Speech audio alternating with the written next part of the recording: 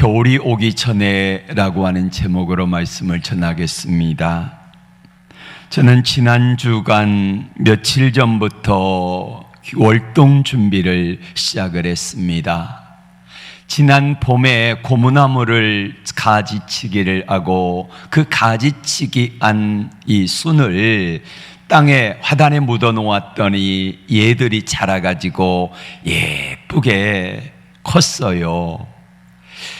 겨울이 오기 전에 쟤를 언젠가 분갈이를 해줘야 되겠다 이런 생각을 하고 있다가 마침내 찬바람이 밀려온다는 소식을 듣고 화분에다가 심었고 그거를 사택에다가 들여놓았습니다.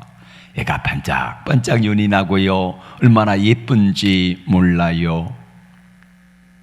그리고 주차장에 있던 많은 꽃들을 성전의 로비로 다 옮겨 놓았습니다. 그리고 보니까 어제는 너무 추워서 늘 하던 대로 제 사무실에다가 화분을 하나 둘 옮겨 놓기 시작했습니다. 화분을 들여놓고 보니까 제 사무실이 화원처럼 예뻐졌어요. 밝아졌어요. 너무너무 행복했습니다. 그러면서 늘 하던 대로 때가 왔구나. 겨울이 오기 전에. 제가 문자를 보냈더니 어떤 분이 이런 이야기를 하더라고요. 목사님, 해년마다 이맘때쯤 되어지면은 이 설교를 듣는데 그때가 왔군요. 이렇게 말을 해요. 맞습니다. 겨울이 오기 전에 우리가 준비해야 될 게 무엇인가, 이거를 한 번쯤 다시 점검하는 계기가 되었으면 해요. 겨울을 잘 준비한 사람이 여기 나오고 있습니다. 사도 바울이라고 하는 사람입니다.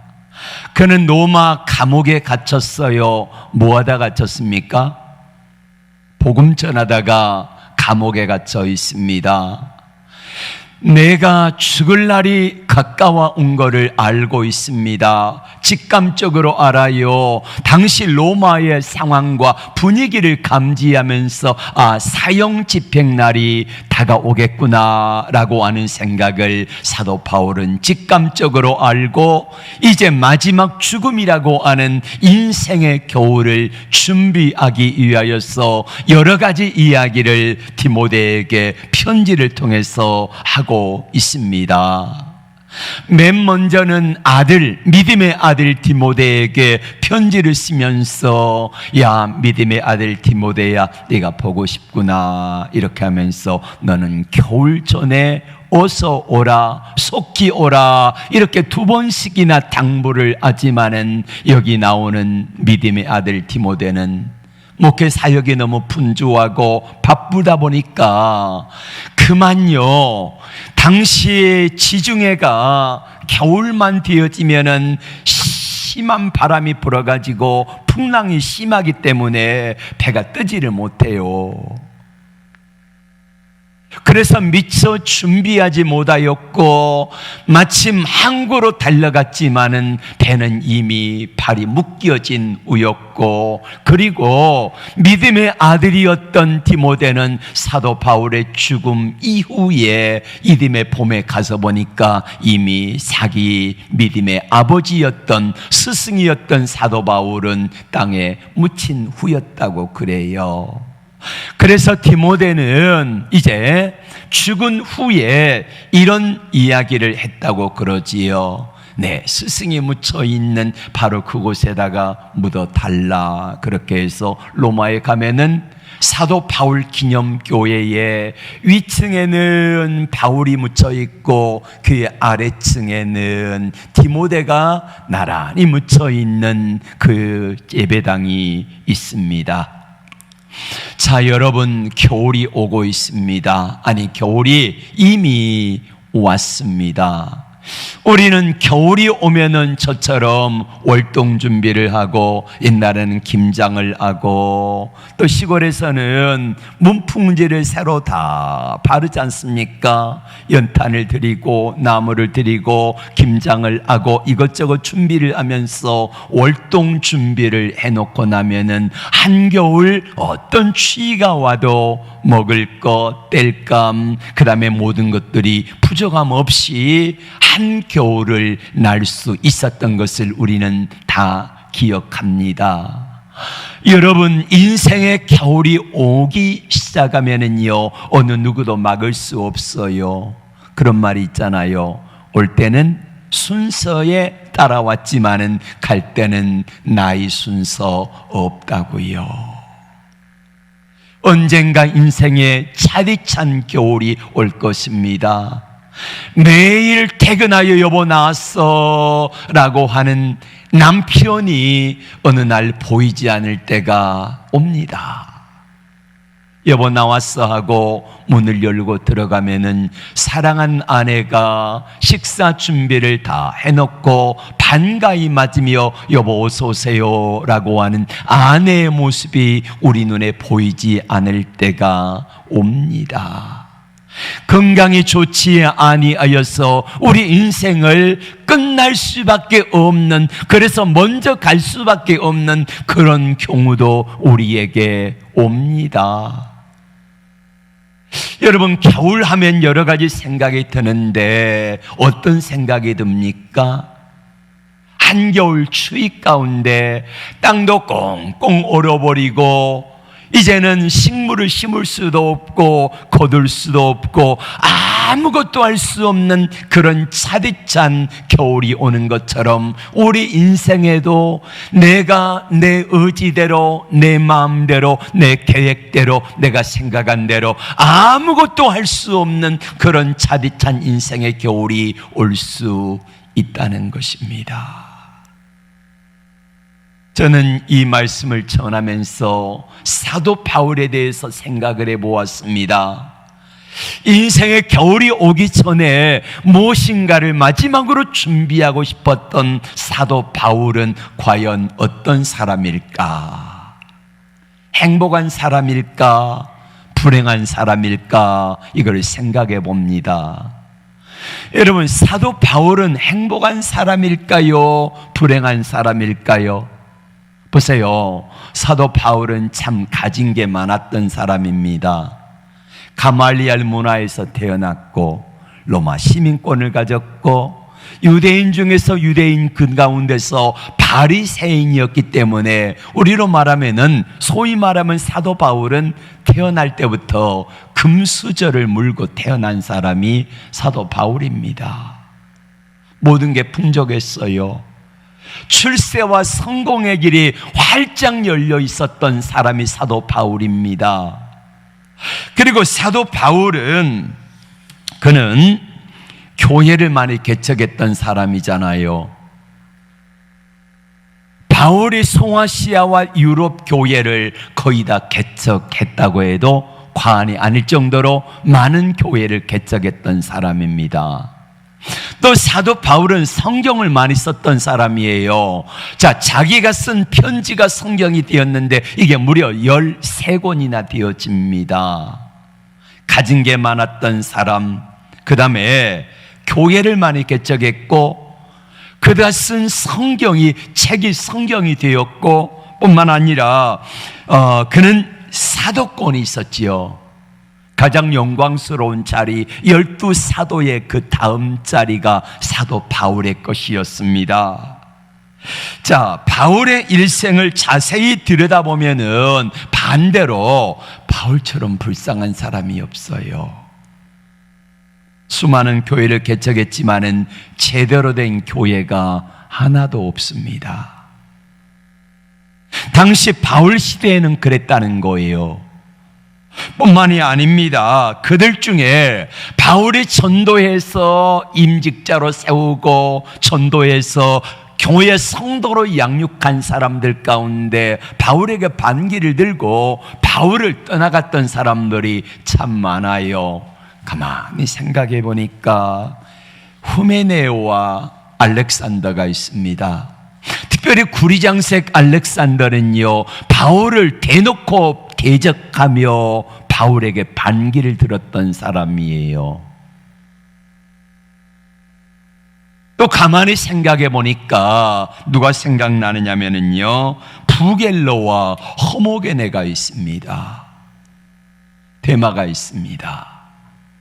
그러니까 사도 바울의 목회 사역을 생각해 보면은 교회도 개척을 많이 했고 많은 사람 전도해서 양육하여 세웠는데 소위 말하면은 열매가 없어요. 제가 목회 30여 년이 다 돼갑니다. 29년째거든요. 개척 28년이 넘었으니까 지금까지 사역을 하면서 본향교회를 거쳐간 수많은 사람들을 생각해 보았습니다. 저의 잘못도 있고 연약함도 있고 그래서 왔다가 떠나갔던 사람, 이런저런 사람들 생각해 보니까, 지금 생각해 보니까 제가 마음이 참 아픈 사람들이 많아요. 그때 제가 조금 더 성숙했더라고 하면은, 그때 제가 좀 더 믿음으로 세웠더라고 하면은, 똑바로 세웠더라고 하면은 하는 이런 후회가 지금도 제 안에 남아 있습니다. 사도 바울이 이런 마음이 아니었을까요? 바울이 죽기 전에 많은 세웠던 교회들이 변변치 않게 세웠던 성도들이 보니까 너무너무 초라해요. 열매가 없는 거예요. 마음이 답답하고 힘이 듭니다. 고린도 교인들조차 사도 바울을 인정하지 않았어요. 여러분, 고린도 교회 누가 세우고 개척한 교회입니까? 사도 바울이 했습니다. 근데 자기가 개척하고 세워서 일꾼들을 세우고 양육하고 이랬던 가장 많은 사랑과 애정을 쏟았던 고린도 교인들이 사도 바울에 반기를 들고 대적하고 오히려 비방의 말을 할 때에 사도 바울의 마음은 너무너무 힘들고 아팠습니다. 마음이 시려요. 찬바람이 휙 부는 것처럼 사도 바울의 마음속에 안타까움과 절망의 마음을 가져다 줄 수밖에 없는 그런 힘든 시간을 보내게 했던 사람들이 고린도 교인들입니다. 사도 바울은 결혼하지 않았기 때문에 가족도 없어요. 가진 것 다 주님을 위해서 복음을 전하는데 다 팔아가지고 썼습니다. 그리고 건강까지 좋지 않았습니다. 게다가 늙고 병들었습니다. 감옥에 갇혔습니다. 죽을 때에도 아름다운 죽음을 당하지 못하고 사형을 당했습니다. 중죄 수의 신분으로 사형을 당한 거예요. 물론 세상적인 죄를 범한 것이 아니라 로마에 복음을 전하면서 황제가 신이 아니라 예수님이 하나님이 참 신이라고 하는 이 사실을 전하다가 사형을 당했지만은 세상적인 관점으로 바라볼 때 너무 초라한 죽음을 당할 수밖에 없었다는 거예요. 가진 것도 없고 가족도 없고 건강도 나쁘고 죽음도 초라하고 자기가 이루는 업적을 생각해 보니까 교회들도 변변치 않지, 세워진 성도들도 왔다가 가버리고 너무너무 지금까지 마음속에 생각해 보니까 답답하고 절망과 안타까움 속에 살아갈 수밖에 없는 게 사도 바울의 마음이지 않았을까 생각을 해봅니다. 여러분, 바울은 불행한 실패자일까요? 아닙니다. 바울을 육신의 눈으로 보면은 한없이 불쌍하고 불행한 사람으로 보입니다. 우리의 성공과 실패 기준이 뭡니까? 세상 사람들은 뭘 가지고 성공했다, 실패했다 이거를 기준으로 삼습니까? 소유를 말합니다. 얼마나 저 사람이 많이 가졌는가, 얼마나 저 사람의 가진 게 있는가, 쌓아놓은 게, 이루는 게 뭔가, 이런 것들을 통해서 사도 바울을 판단하는 것처럼 우리도 판단을 받을 것입니다. 여러분, 그런데 그거 아십니까? 주님 앞에 가면은, 야, 너 참 부자로 살았구나, 너 참 높은 지위에 올랐었구나, 너 참 많은 것들을 이루었구나, 이게 주님 앞에는 아무 쓸모가 없다는 사실을 여러분 아십니까? 너 얼마나 가졌느냐, 얼마나 업적을 쌓았느냐, 이거 보지 아니하신다는 것입니다.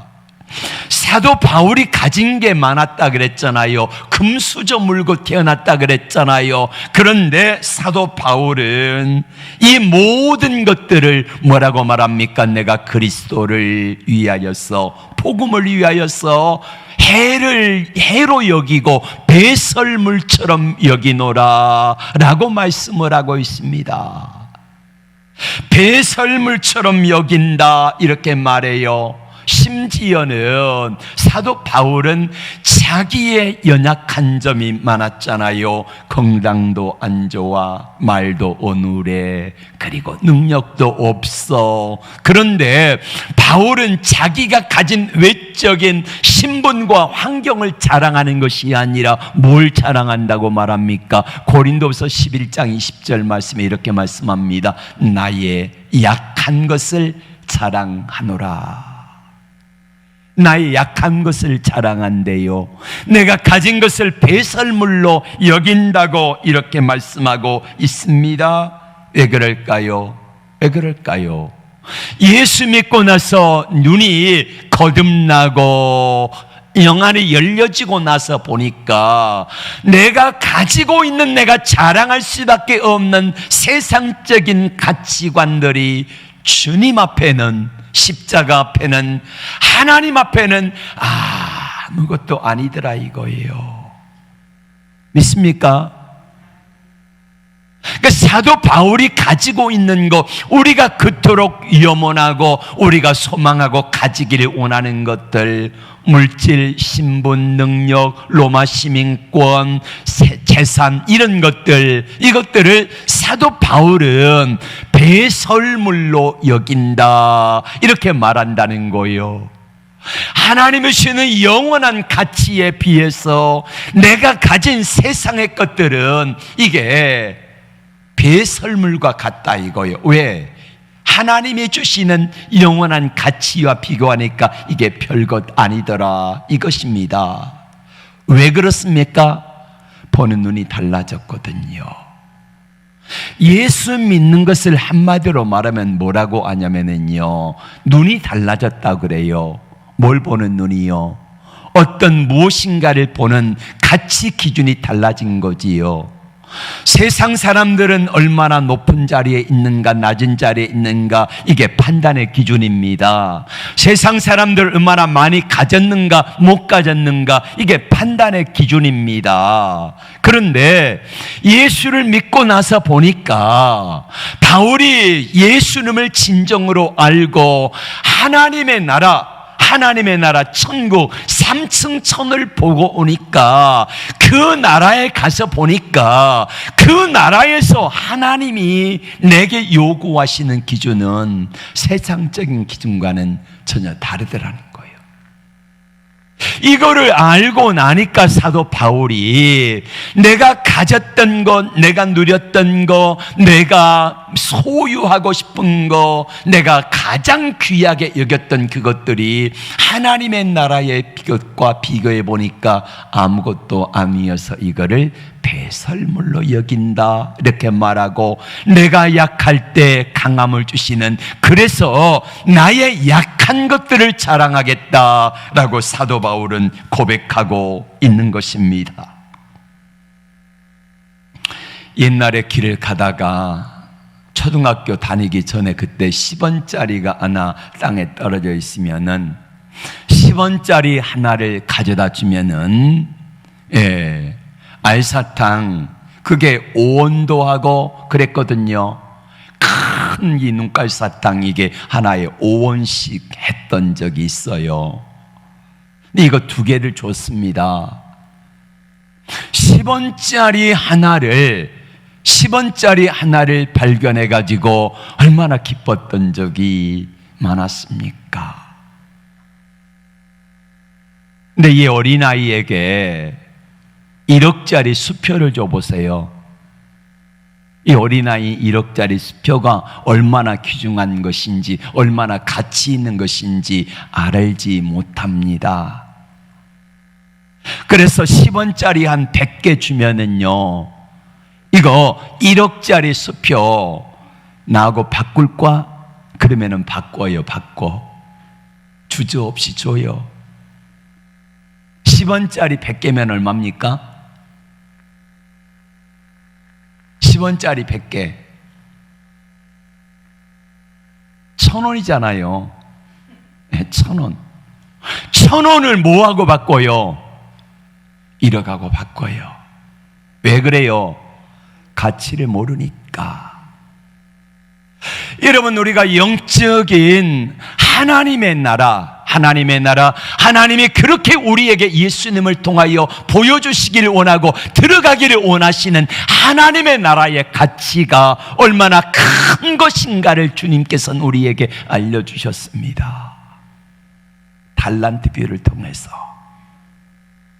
천국 비유를 통해서, 1만 달란트 빚진 자를 통해서 알려주신 거예요. 근데 알지 못하면은 그거를 엿받고 먹는다니까요. 알지 못하니까. 사도 바울이 하나님의 나라의 가치를 알고 보니까 내가 가졌던 세상적인 가치와 기준들이 시시해 보이더라 이거예요. 별거 아닌 것처럼 여겨지더라 이겁니다. 여러분들에게도 이런 볼 수 있는 눈이 열려지기를 축복합니다.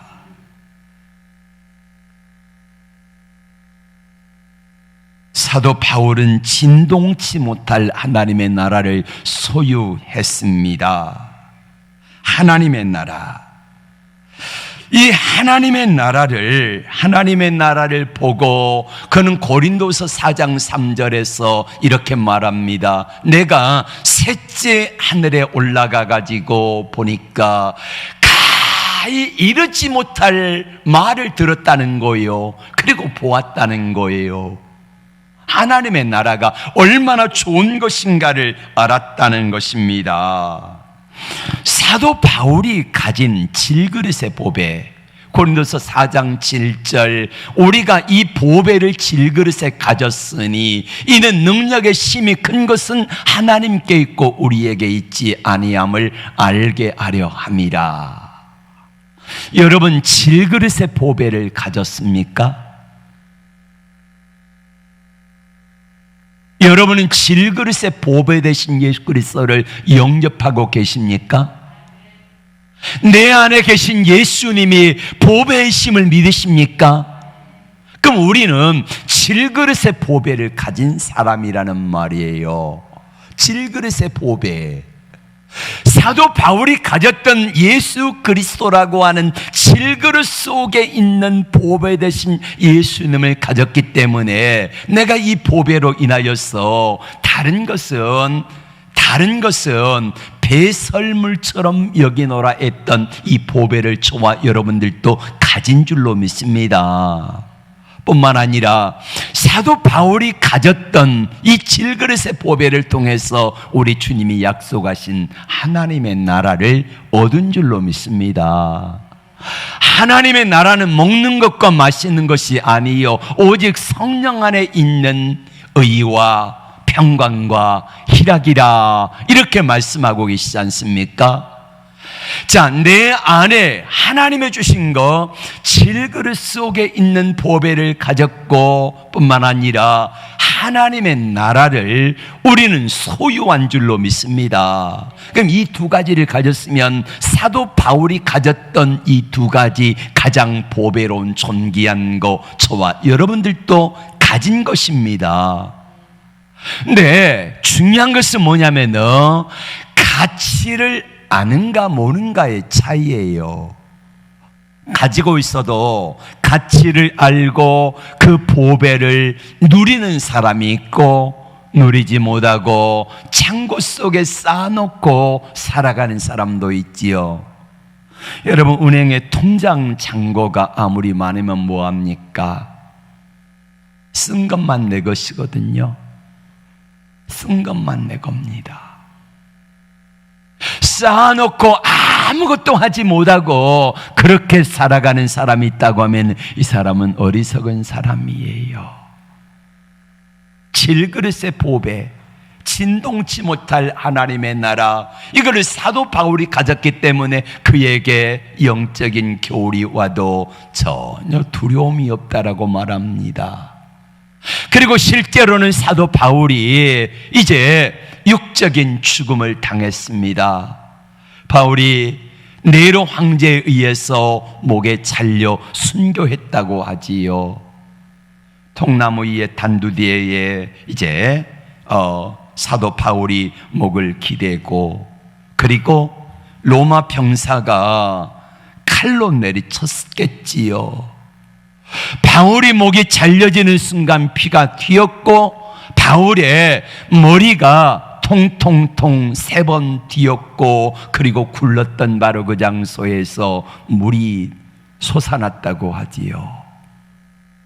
로마에 가면은 지금도 그 우물이 있고, 그리고 바울 기념교회가 세워져 있습니다. 여러분, 겨울이 오기 전에 우리가 준비해야 될 게 뭘까요?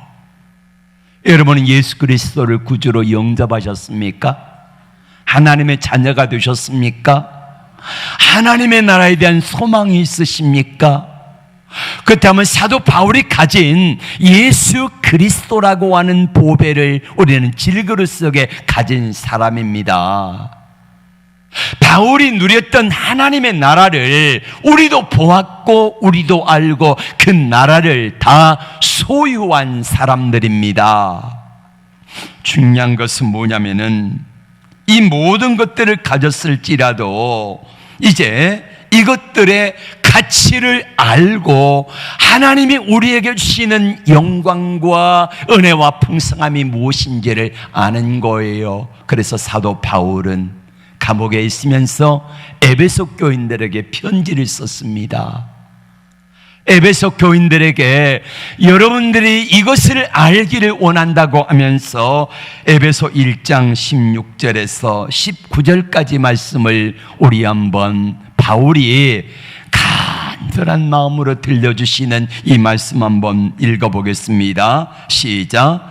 내가 기도할 때에 기억하며 너희로 말미암아 감사하기를 그치지 아니하고 우리 주 예수 그리스도의 하나님 영광의 아버지께서 지혜와 계시의 정신을 너희에게 주사 하나님을 알게 하시고 너희 마음의 눈을 밝히사 그의 부르심의 소망이 무엇이며 성도 안에서 그 기업의 영광의 풍성함이 무엇이며 그의 힘의 위력으로 역사로 말미암아 따라 믿는 우리에게 베푸신 능력의 지극히 크심이 어떠한 것을 너희로 알게 하시기를 원하노라. 아멘. 한마디로 말하면 여러분들 하나님의 나라가 얼마나 좋은지 아세요?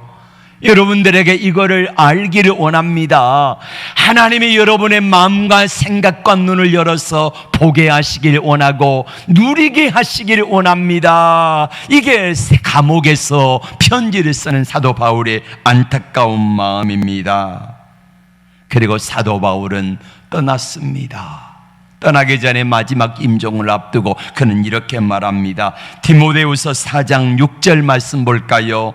전제와 같이 내가 벌써 부어지고 나의 떠날 기약이 가까웠도다.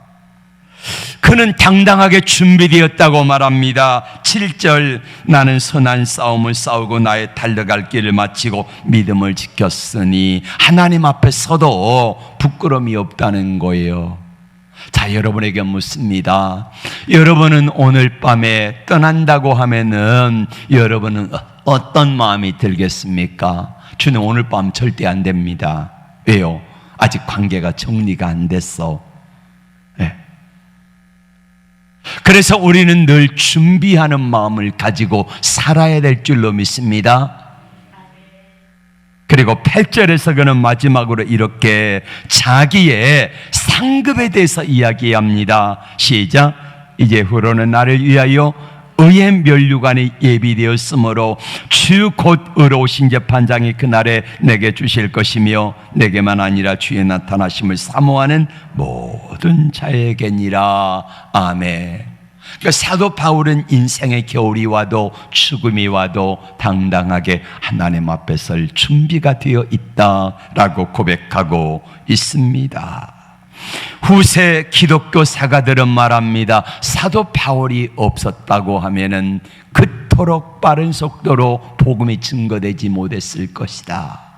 사도 바울이 써놓은 성경이 없었다고 하면은 수많은 이단들에 대해서 대항할 수 있는 능력이 없었고 기독교는 없어지고 말았을 거다. 이렇게 말을 합니다.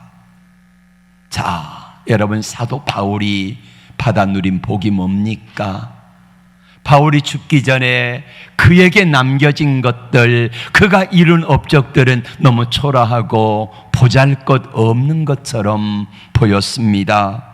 그가 세운 교회가 처음에는 가정교회가 몇 군데 있었습니다. 성도들도 그렇게 많지 않았습니다. 그런데 바울이 떠나고 나서 세운 수많은 교회들, 에베소, 빌립보, 골로새, 수많은 교회들이 어떤 교회가 되었습니까?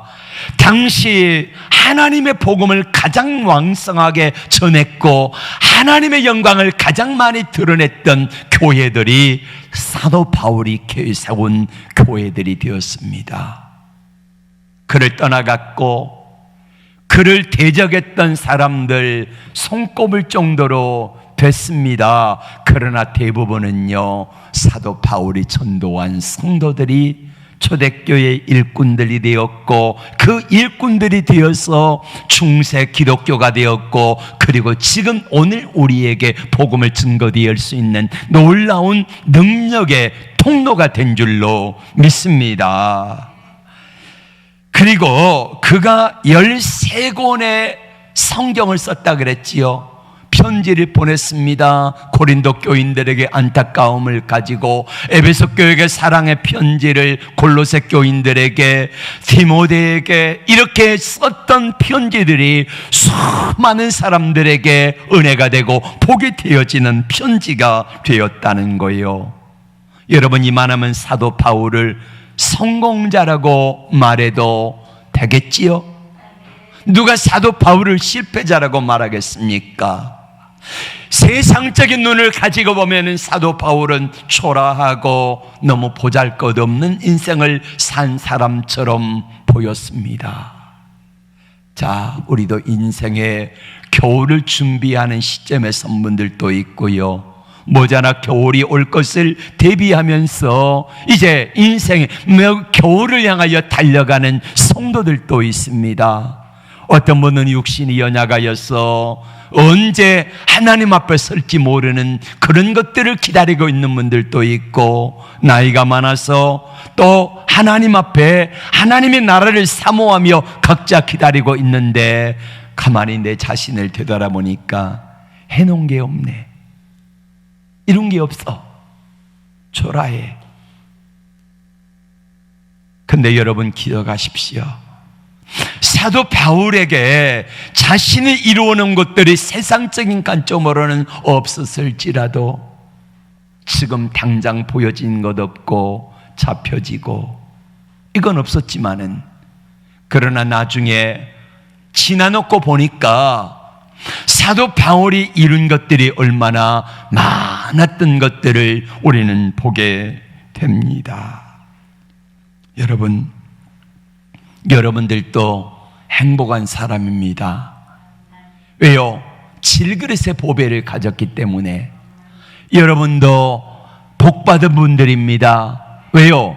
진동치 못할 하나님의 나라를, 바울이 가졌던 그 나라를 우리도 소유했기 때문에 언제 겨울이 올지라도, 언제 주님을 만나는 날이 올지라도 주님 앞에 섰을 때에 당당하게 설 수 있는 우리 모두가 되어지기를 축복합니다. 우리 다 함께